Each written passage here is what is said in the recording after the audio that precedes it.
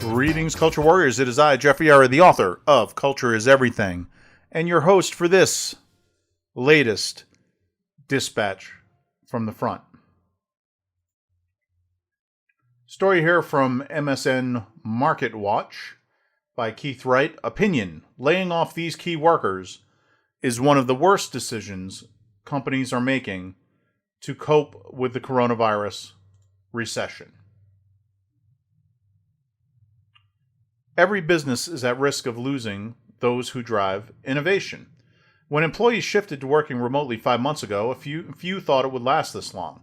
Now an estimated 30 million Americans are unemployed, with 1 in 5 workers collecting unemployment benefits. The U.S. recession is deepening, and while at first this affected mostly service industry and blue-collar workers, it's now hitting all rungs on the corporate ladder, with white-collar jobs on the chopping block as companies tighten their belts to rein in costs. The short-term savings of cutting high-cost white-collar jobs may be enticing, but companies risk their future by letting their best and brightest go. In early 2020, U.S. business was just entering an unprecedented phase of digital business model disruption and transformation, but now much of that revolutionary work has come to a halt. What might this do to the U.S. economy? Right now, it's helping float a temporary stock market complacency that does not reflect the state of the economy at large. From tech firms to the financial sector to bioscience and manufacturing, every business is at risk of losing those who drive innovation and the next generation of talent who will fill leadership positions. The effect will be both micro and macro at scale, harming the U.S. economic recovery and even jeopardizing the country's standing as a global leader in commerce, innovation, and business. According to a report in the Daily Mail, 15% of working millionaires have been let go, and the U.S. has lost more than 500,000 millionaires since the pandemic began. Unlike at the beginning of the pandemic, when workers thought normalcy would return in a few weeks once the virus was under control, these layoffs are permanent. When white-collar jobs are lost, they do not return quickly. Economist Yelena Shulyatyeva predicts that it could take close to 3 years for white-collar U.S. employment to reach pre-pandemic levels. By that time, many white-collar individuals will have moved on to other jobs and careers out of necessity, while those close to retirement will have been forced to end their career early. Those in middle management who are able to ride out the storm will lose out on key learning years from mentors and role models. This will make the loss of new intellectual capital permanent for many companies, resulting in a lost opportunity, lower profits, and slower growth for decades to come. In addition to the direct toll on firms both large and small, American business could wind up taking a backseat to firms based in China and Europe, whose economies have not taken as big a hit as the U.S. from the pandemic.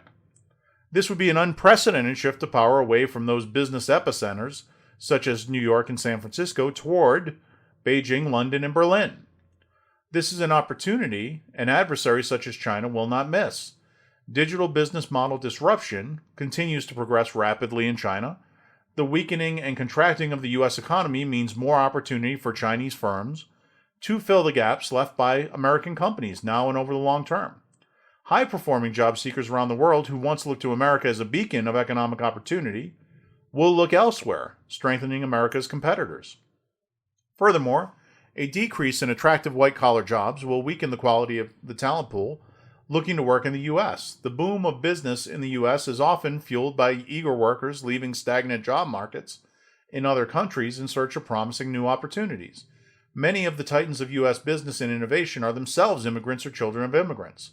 With millions of Americans being laid off and the uncertainty of those jobs returning, in combination with ever-tightening restrictions on immigration, high-performing job seekers around the world who once looked to America as a beacon of economic opportunity will look elsewhere, strengthening America's competitors, stifling American innovation, and further weakening an already crippled U.S. economy.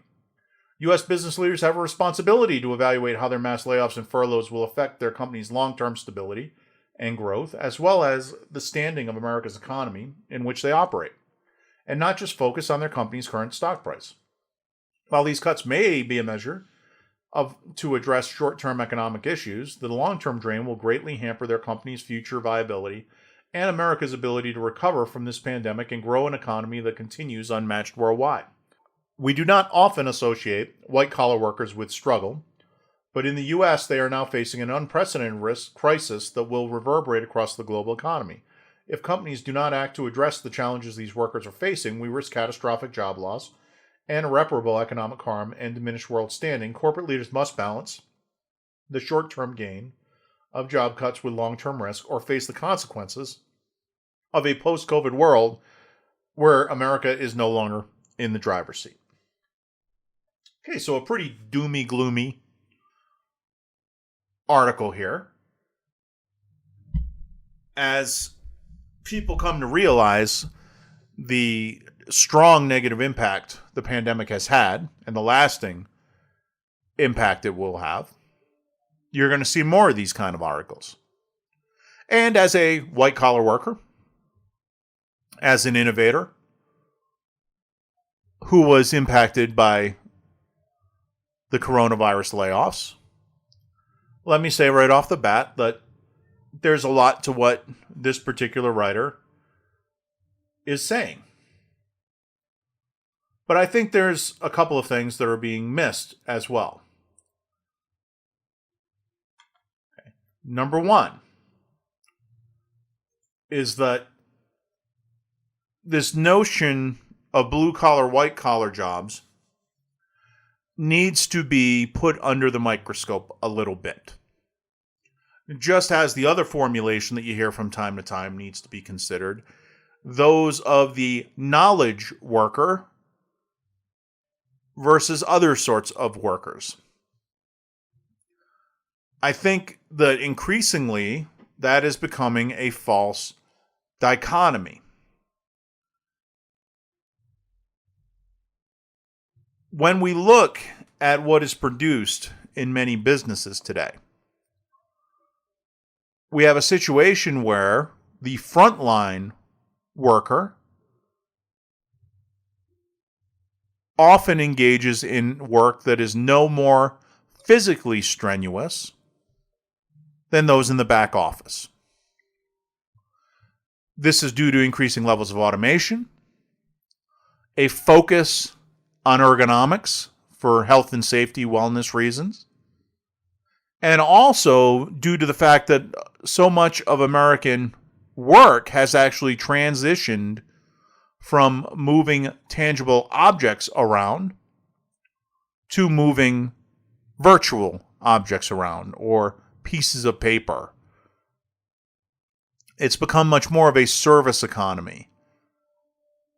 And you don't even really see that much paper moving around anymore thanks to the electronification of what was previously a manual, paper-driven economy. So for that, this is another reason why, by the way, I stand with Mike Rowe in questioning the need for a college education as a prerequisite to many jobs in the workplace today. Number one, there is no shortage of lousy college educations out there.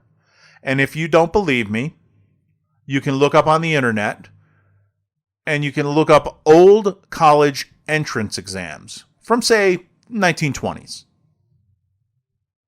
and see if you could pass those entrance exams as a college graduate today. Chances are few can. This is because college education has been greatly dumbed down over the intervening decades, especially in the area of critical thinking. Critical thinking is dangerous. And if you have too many people who think critically,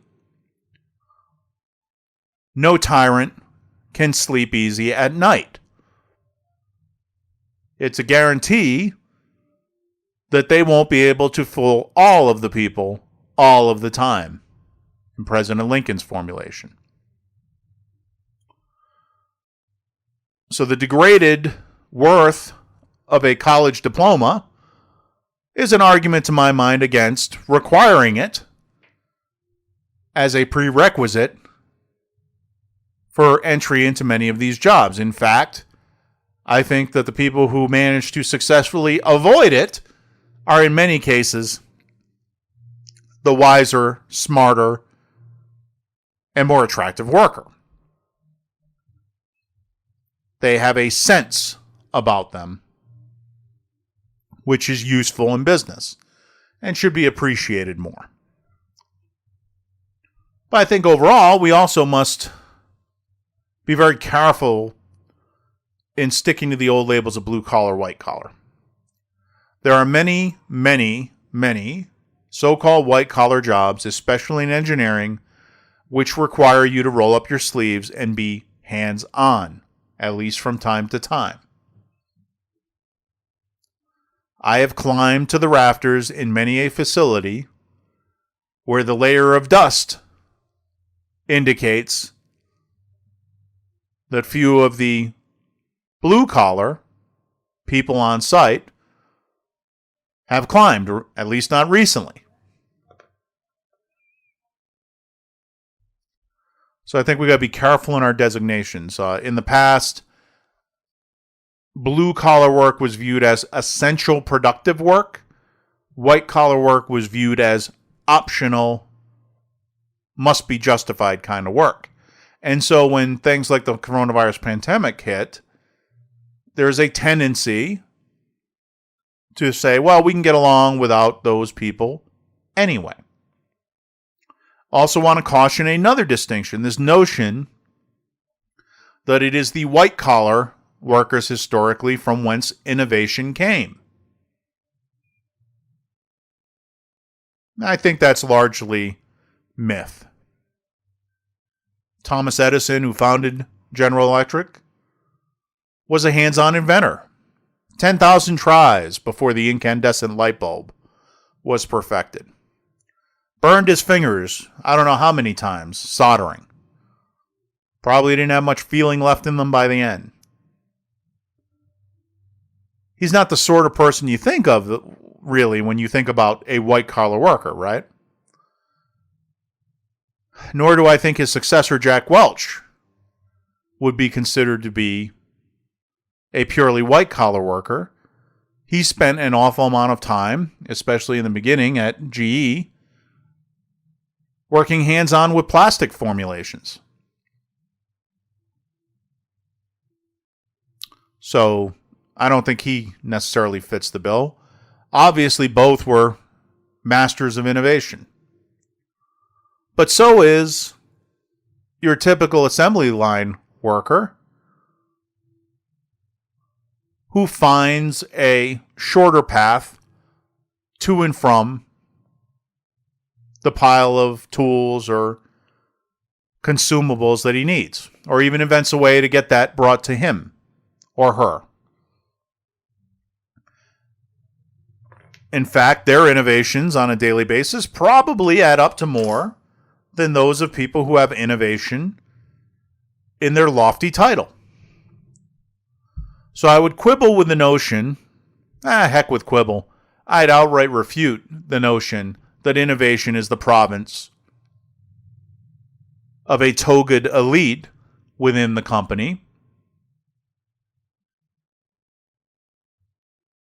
I think there's a lot of innovation that happens at different levels of the organization. And I think our bigger challenge is getting people out of the way of that innovation.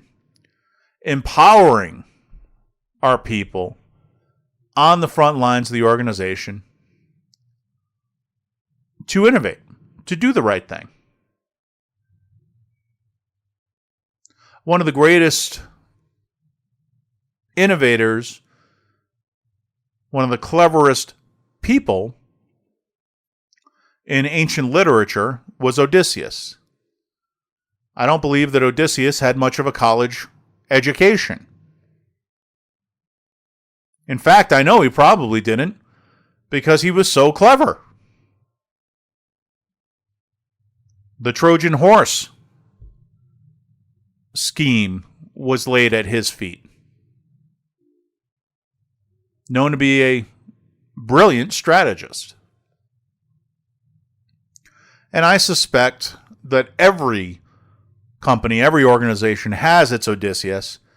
And I'd be willing to bet that most of the time, Odysseus has not risen in the corporate ranks to a level commensurate with his cleverness. So I would challenge those implied assumptions of the author most strenuously. That said, when he says that we often lay off the wrong people, he is absolutely correct. For it is Odysseus who is sought out in times such as this by his enemies, well armed with their legion of I told you so's and see what I means, and they blame Odysseus for not having seen this mess coming, even when he did. But they believe that in times such as this, it only makes sense to dispense with Odysseus. For now, to get home to Greece, we need rowers, not strategists, not horse builders. We need rowers. Just set a course for the Attic lands and start rowing, my boys. That's all we really need. And many a business operates on this erroneous notion. We're going to rally around the people who just push the product out day in and day out. We're going to get rid of some of those troublemakers, the dreamers, the distractors. They slow us down. We've got paralysis by analysis, and by God, we cannot possibly stop what we're doing to think about what we're doing at a time such as this. What we need is output. And so Odysseus must go.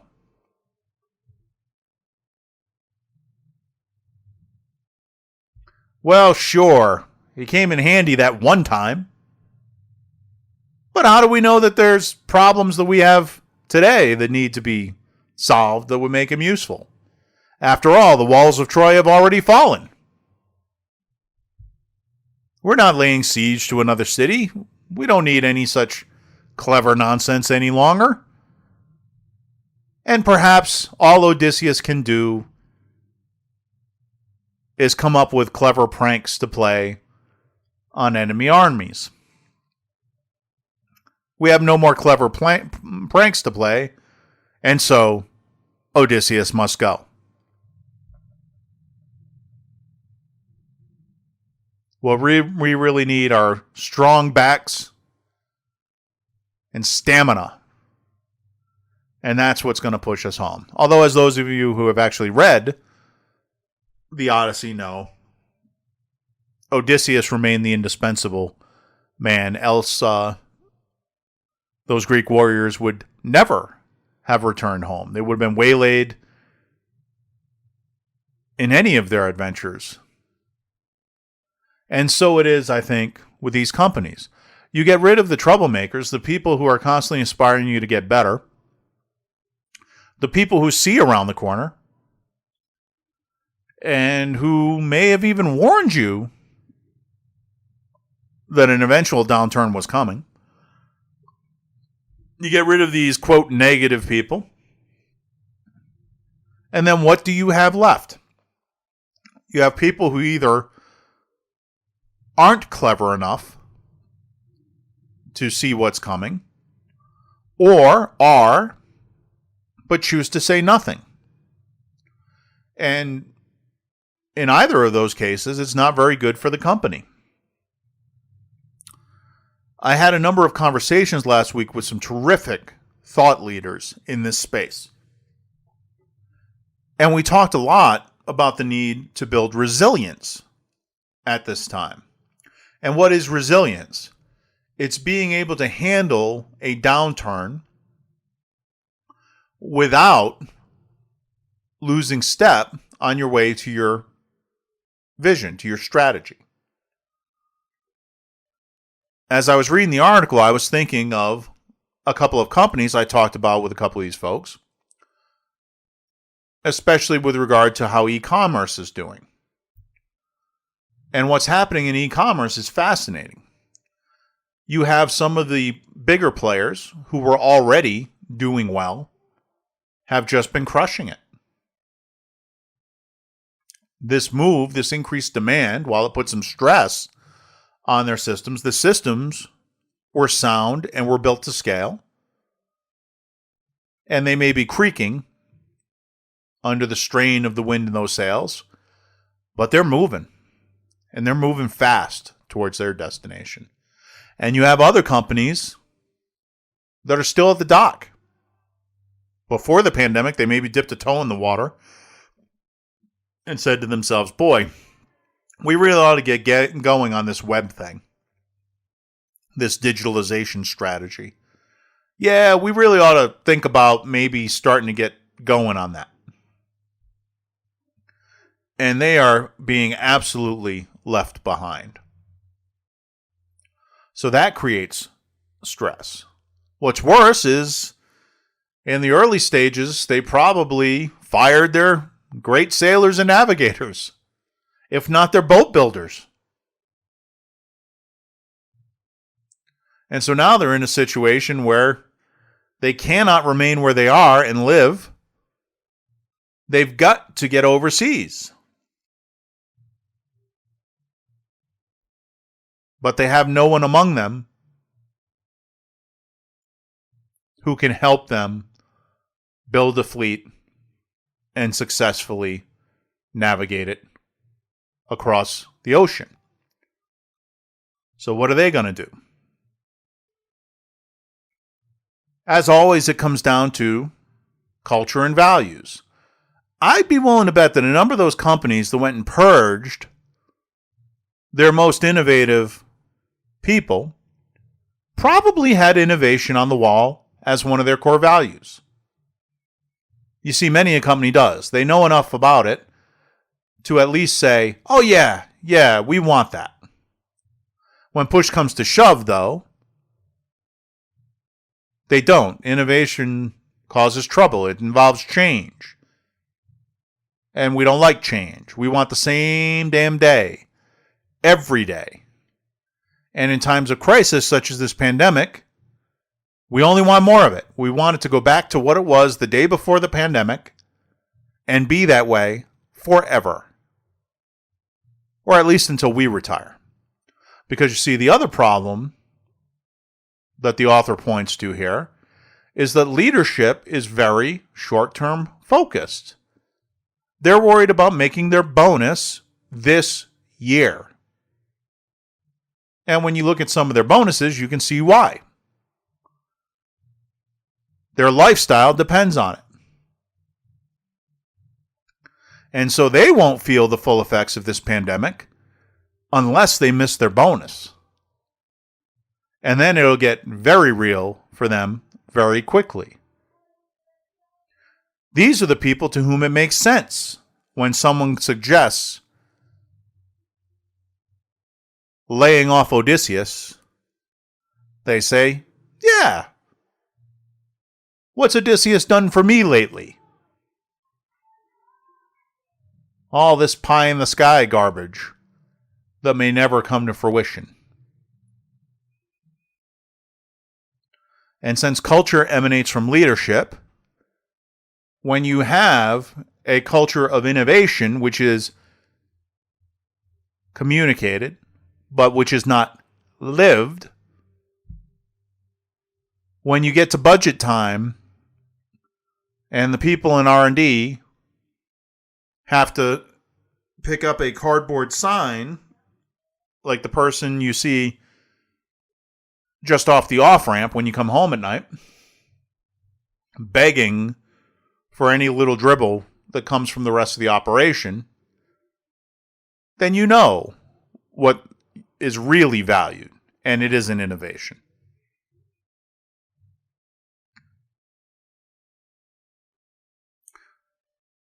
So, my friends, as we consider the wreckage of the U.S. economy in the wake of this pandemic,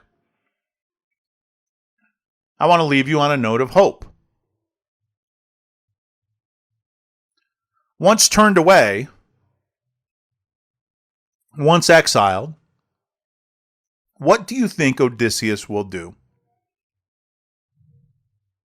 Do you think he'll lay down and give up? Do you think he'll throw his sword away, turn his shield into a dinner platter, and simply go work in the fields, as so many others would? Or do you think that Odysseus' cleverness, which once was yoked to the cause of the Achaemenids, might not find a more suitable home and more fertile ground of his choosing? Do you think that Odysseus might not have, as Coriolanus did in the Shakespeare play, an even bigger role to play on an even bigger stage? And that though being bid go away, may yet transform the world. There are a lot of Odysseus's receiving unemployment benefits today. How long do you think they will be content to do so? What do you think will happen when we see gatherings of not one Odysseus forever trying to convince his comrades to try, to experiment, to take a shot? But what will happen when you have an army of Odysseus's? And what happens if a big enough force of Odysseus's decide to make common cause? And all that cleverness winds up being brought to bear on problems thought to be insoluble.